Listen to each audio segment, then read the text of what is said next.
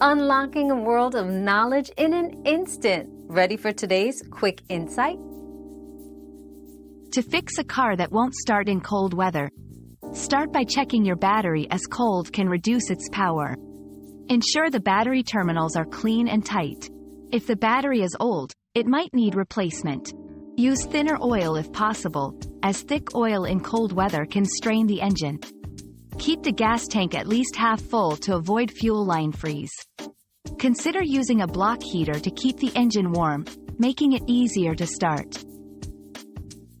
Your daily dose of discovery ends here, but the journey of learning never stops. Subscribe and join us again for more answers tomorrow.